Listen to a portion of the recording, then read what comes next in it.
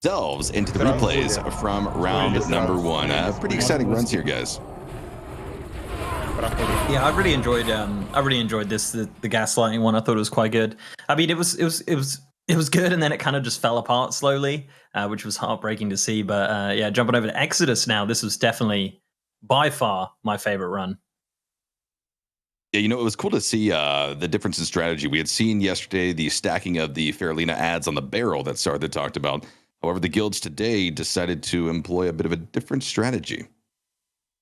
Yeah, it actually is a bit riskier, mainly because things aren't grouped up as well. So you have to make sure you get all of those sappers off at the perfect time so that you don't give the mobs even a split-second ability to do damage to you and kill your team, basically. Everything else, though, was very, very clean. The 4 horsemen earlier was done really well, and the stables pull. It does cost them a bit of time that we didn't get to see a stables pull early because they did actually have to use those sappers like was mentioned. So that does cost quite a bit of time, as you can see that they are slowly pulling everything here instead of dealing with it all at once. What do you think the net time loss there was because of the sapper force charge earlier? Definitely, as mentioned, probably around a minute, because really the stables pull, it's not just that, but losing the DPS earlier does cost them time as well. So losing DPS and losing out on that sapper and having to do all of those pulls individually can cost quite a bit of time.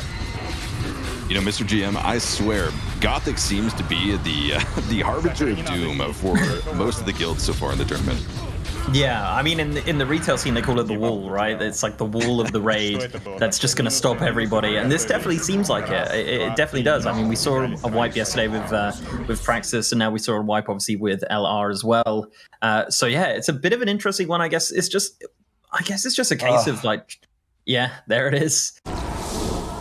Rain actually had the so clean in Spiderwing. The things were going all their way. Their first 2 pulls were a little bit hectic. Zyrene actually touched on it earlier, but their very first pull in the Plague Quarter actually was very hectic and also a little bit slow, which is good, because if they were stressed out about how hectic it was, that they took the time before pulling the next group instead of just rushing it and losing the run right there.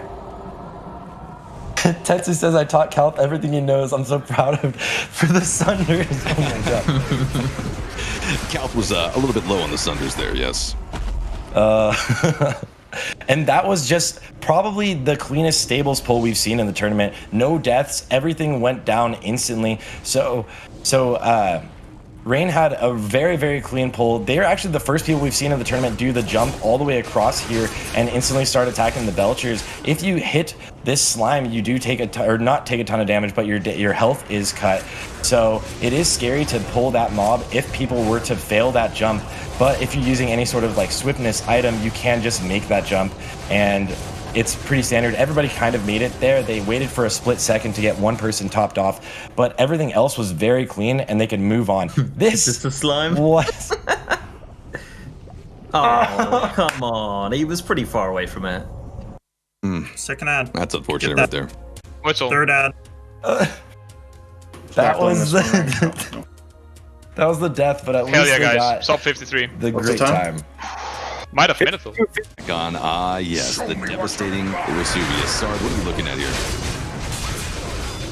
So this Vesuvius really was, look at all of the Masterwork target dummies being thrown down. Everyone is trying to throw out as many target dummies as they can, and the boss, as you can see on his little right side, that's who he's targeting. Now he's targeting bosses, or tanks.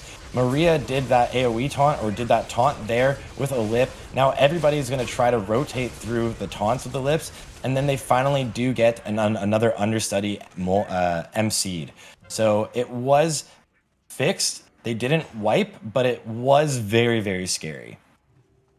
I mean, what do you think, Sarth? Do you feel that Instructor Vesuvius might be one of the more difficult fights to recover from when you have maybe like a mistake like that?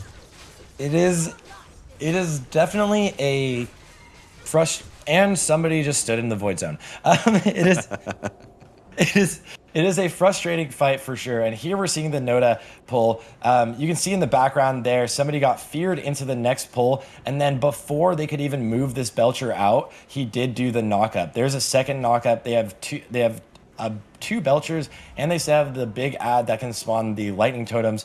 So this is pretty much death for them there. Then on to KT. This was KT for Tribe was really bad RNG also. So there was Shadow Fisher. There's actually someone that's going to die in that Shadow Fisher right there. There was a tank that just died in that Shadow Fisher right there. So we got to see that. I'm glad we got to see that.